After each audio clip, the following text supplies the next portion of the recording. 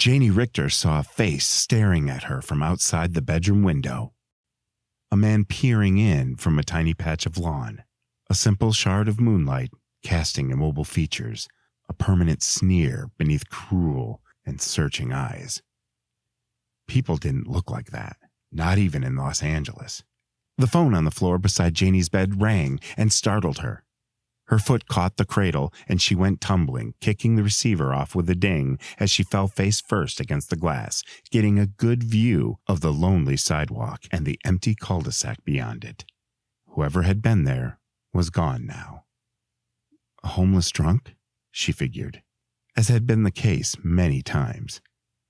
It happened when yours was the last house on the street, and the only thing outside it was a curved guardrail holding back the trees. People used that turnaround all the time. People looking to get off the beaten path, wanting privacy without having to go trekking into the hills on Mulholland in order to do it. In the time that Janie had lived there, a little over a year now, she'd seen a lot. A silver Porsche, probably belonging to some studio executive, pulling beneath the shadows so the young and hungry starlet riding shotgun could disappear into his lap. Or the steady stream of high schoolers who came here with their headlights already off, thinking they were being sly, settling in to either smoke up or make out, and usually both. And then there were the homeless who shambled to and from the woods, as if there was some hidden enclave out there, almost always carrying fresh paper bags in their fists. One had knocked on the door once, jiggling the knob, asking if Eleanor was in there, over and over again, while Janie hid in the closet with a meat tenderizer and waited 40 minutes for the police to arrive.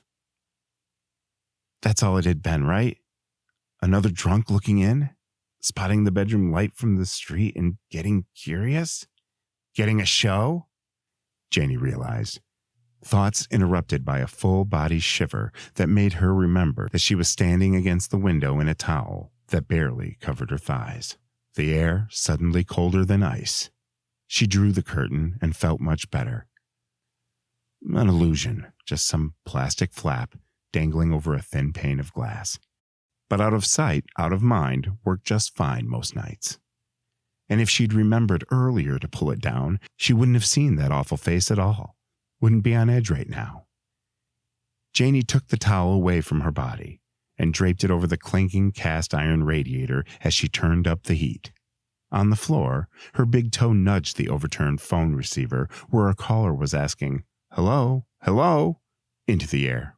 "Oh," Janie said, bending down to answer as small scratches fell against the back door, slow brushes on the heavy wood.